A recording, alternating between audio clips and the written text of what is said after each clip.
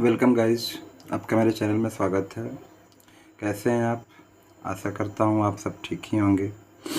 Okay, तो आज हम लोग चैप्टर 5 क्लास 7 का स्टार्ट करते हैं। Class 7 new R S Agarwal book chapter 5। Okay, तो आज हम लोग चैप्टर 5 का इंट्रोडक्शन वीडियो करते हैं। इंट्रोडक्शन वीडियो में हम लोग पैरेलल लाइंस के बारे में थोड़ा समझेंगे। एक्चुअली यहाँ पर जो चैप्टर का नेम है वो चैप्टर का नेम है parallel and intersecting lines. Okay, parallel and intersecting line. तो पैरेलल और इंटरसेक्टिंग लाइन से बहुत सारे एंगल का फॉर्मेशन होता है। हम उन एंगल के बारे में पहले समझेंगे, उसके बाद हम लोग चैप्टर के एक्सरसाइज के क्वेश्चंस पर चलेंगे। ओके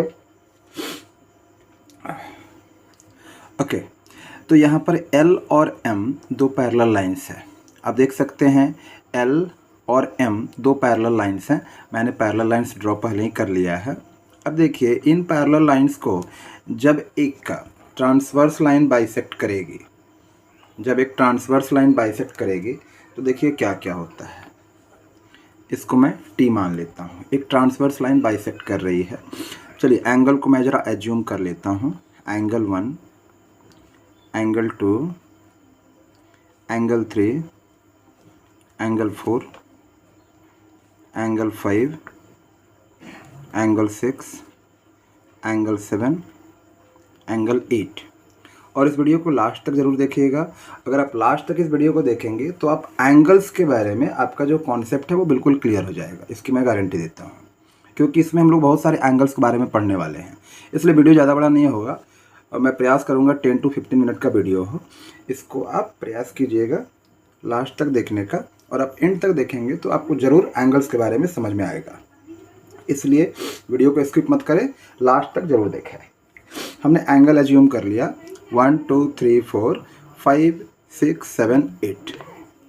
ओके, अब यहाँ पर देखिए, सबसे पहला हम जिस एंगल के बारे में पढ़ेंगे वो पढ़ेंगे ऑल्टरनेट एंगल।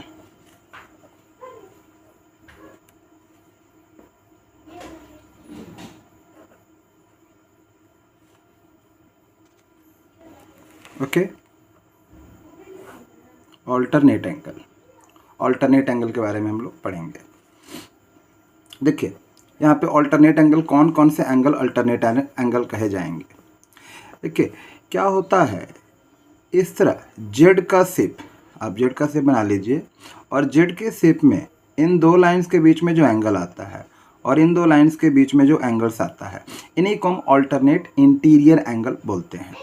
ओके, इसको आप ऑल्टरनेट इंटीरियर एंगल भी बोल सकते हैं। इंटीरियर छूट गया है, आप यहाँ पे इंटीरियर लिख लीजिए। ऑल्टरनेट इंटीरियर एंगल भी आप बोल सकते हैं। ओके, ऑल्टरनेट इंटीरियर एंगल भी बोलते हैं। तो देखिए इस तरह आप जेड बनाइए। सिंपली ऑल्टरनेट एंगल को समझने के लिए मैं बता रहा हूँ, बहुत अच्छा कॉन्सेप्ट है। जेड बनाइए और जेड के अंदर दो लाइन के बीच का जो एंगल होता है, ये दोनों आपस में ऑल्टरनेट एंगल होते हैं और दोनों आपस में इक्वल भी होते हैं। अब यहाँ पे देखिए कौन कौन सा एंगल जेड बना रहा है। ज़रा यहाँ पे देखिए, ये लाइन एंगल 3 और एंगल 5 क्या जेड बना रहा है? जी हाँ बिल्कुल, ये एंगल 3 हो गया, एंगल 5 हो गया। ओके, तो एंगल 3 और एंगल 5 कौन से एंगल हो जाएंगे? Alternate angle. तो लिख सकते हैं angle 3 is equal to angle 5। ये फर्स्ट ऑल्टरनेट एंगल हो गया। और भी ऑल्टरनेट एंगल यहाँ से दिखाई देंगे। ये तो एक जेड हो गया, एक जेड ऐसे भी बन रहा है, आप देखेंगे एक जेड ऐसे भी बन रहा है।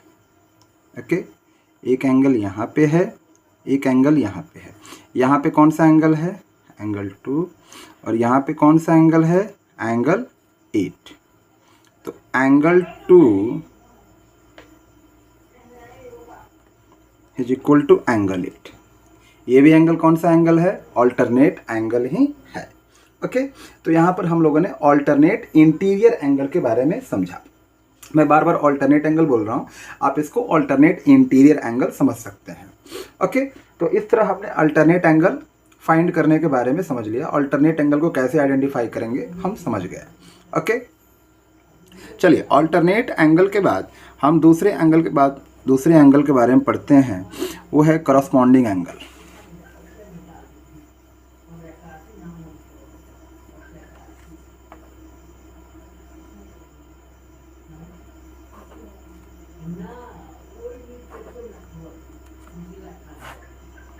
Corresponding angle. Okay, corresponding angle के बारे में पढ़ते हैं।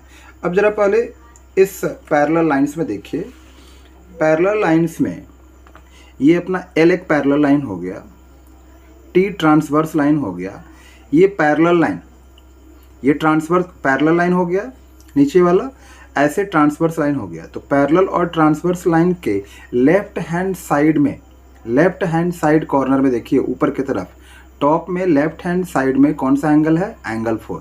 फिर नीचे वाले पैरेलल लाइन में आ जाइए, ये भी पैरेलल लाइन है, एल और एम आपस में पैरेलल लाइन है, ये लाइन है, ये पैरेलल लाइन, ट्रांसवर्स लाइन और लेफ्ट हैंड साइड के टॉप में एंगल देखिए। एंगल 4 और एंगल 8 दोनों का पोजीशन क्या एक जैसा लग रहा है, तो यहाँ पर एंगल 4 और एंगल 8 को हम लोग करस्पॉन्डिंग एंगल बोलेंगे, क्योंकि दोनों एंगल एक जैसे दिखने में लग रहे हैं। दोनों एंगल जो बन रहे हैं पैरेलल लाइन और ट्रांसवर्स लाइन के लेफ्ट हैंड साइड टॉप में बन रहे हैं, इसलिए इसको हम बोलेंगे angle 4 is equal to angle 8। अब अकेला एंगल 4 एंगल 8 ही करस्पॉन्डिंग एंगल नहीं है। इस लाइन, ये पैरेलल लाइन ट्रांसवर्स लाइन, इसके नीचे में देखिए angle 3, parallel line transverse line नीचे में, तो angle 3 is equal to angle 7। Similarly आप इस साइड में देख सकते हैं, राइट हैंड साइड में भी देख सकते हैं। राइट हैंड साइड टॉप में angle 1, right hand side top में angle 5, right hand side bottom में angle 2, right hand side bottom में एंगल 6। ओके, तो ये आपके करस्पॉन्डिंग एंगल हो गया।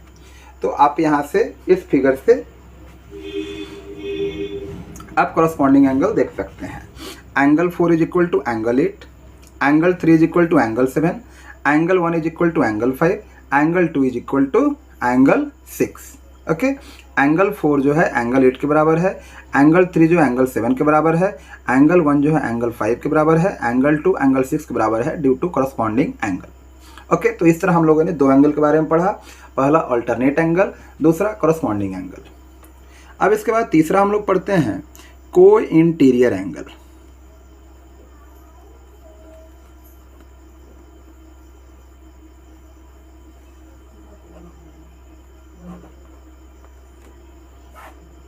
को इंटीरियर एंगल। चलिए को इंटीरियर एंगल बारे में पढ़ते हैं। हाँ, अब जरा पहले फिगर में आ जाइए। यहाँ पर फिगर में जरा आप देख सकते हैं, ये पैरेलल लाइन, ये सेकंड पैरेलल लाइन और ये ट्रांसवर्स लाइन, ये पैरेलल लाइन ट्रांसवर्स लाइन। तो पैरेलल लाइन ट्रांसवर्स लाइन के नीचे में नाम में ही है को इंटीरियर, इंटीरियर है अंदर वाला एंगल। तो यहाँ पर पैरेलल लाइन ट्रांसवर्स लाइन के इंटीरियर में एंगल 3 है, यहाँ पे पैरेलल लाइन ट्रांसवर्स लाइन के इंटीरियर में एंगल 8 है। तो इसलिए एंगल 3 और एंगल 8 दोनों को इंटीरियर एंगल बनाएंगे। तो को इंटीरियर एंगल क्या होते हैं, देखिए उसमें क्या रिलेशन होता है, angle 3 plus angle 8 is equal to 180 degree. को इंटीरियर एंगल का हमेशा सम 180 डिग्री होता है।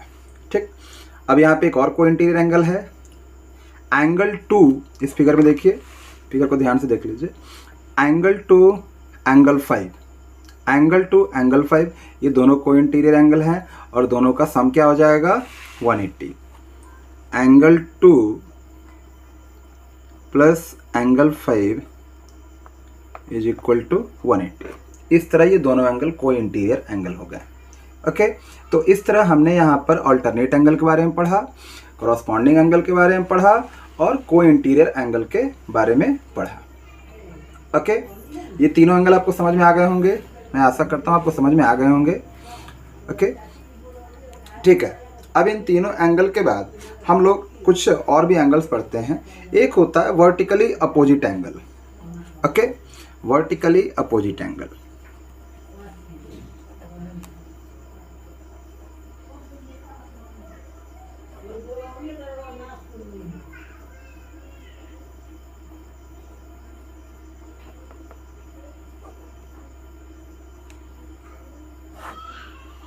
देखिए वर्टिकली अपोजिट एंगल क्या होता है, एक ये लाइन हो गया,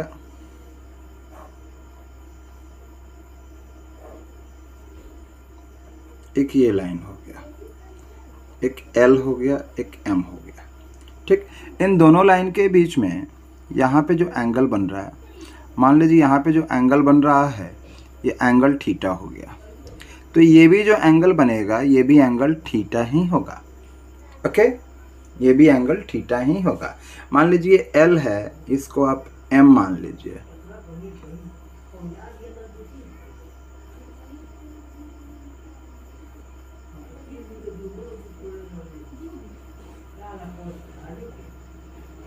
ए ओ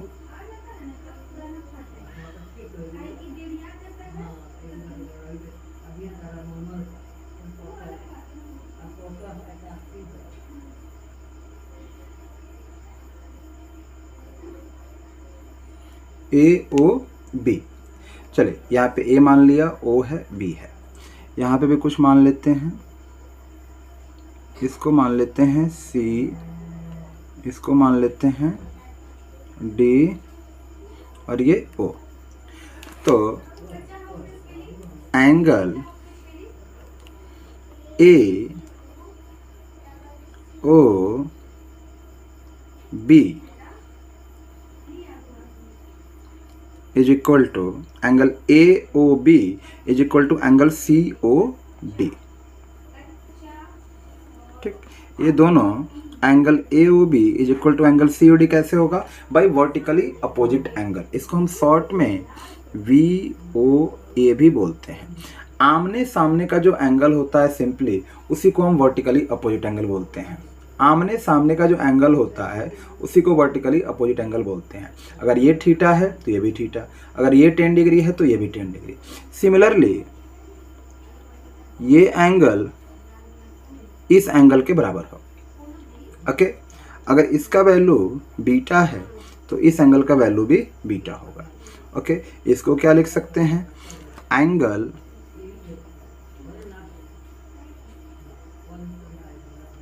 ए O C is equal to angle A O C is equal to angle B O D. Angle A O C is equal to angle B O D. इस तरह ये भी कौन सा एंगल हुआ? वर्टिकली अपोजिट एंगल ही हुआ। ठीक, तो आमने सामने के जो भी एंगल होंगे उनको हम वर्टिकली अपोजिट एंगल बोलते हैं। ओके, चलिए इसी में हम लोग थोड़ा सा एक और एंगल के बारे में पढ़ लेते हैं। एक और एंगल के बारे में पढ़ लेते हैं। यहाँ पर लीनियर पेयर।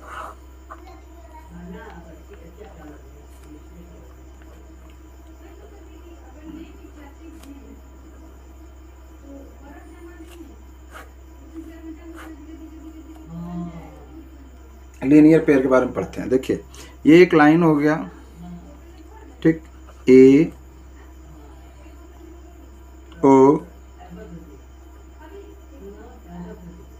बी, ए ओ बी। ओके, तो ये ए ओ बी में हम जानते हैं इसको बोलते हैं straight angle. A O B, A B जो है एक स्ट्रेट लाइन है, इसका ए ओ बी भी बोला जा सकता है। A O B is a straight line. Okay, जब भी एक स्ट्रेट लाइन होता है तो उसके एक साइड में कितने एंगल होते हैं? एक साइड का जो टोटल एंगल होता है वो होता है 180 डिग्री। ओके, अगर यहाँ से कोई एक लाइन आ जाए, कोई लाइन आ जाए, मान लिया ये सी लाइन है, यहाँ पे सी पॉइंट मान लेते हैं, ओ सी लाइन सी पॉइंट मान लेता है। तो देखिए angle A O C plus angle B O C is equal to 180 degree. Linear pair के थ्रू जो स्ट्रेट लाइन के एक ही साइड में एंगल होते हैं उन एंगल्स का सम 180 होता है। Angle A O C plus angle B O C is equal to 180 degree.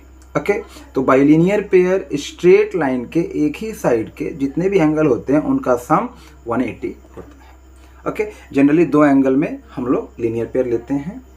Straight line के एक ही साइड में जो दोनों एंगल होते हैं उनका सम 180 होता है। Okay, clear? ठीक है, अब हम लोग नेक्स्ट पेज में चलते हैं। थोड़ा कुछ क्वेश्चन करेंगे पहले।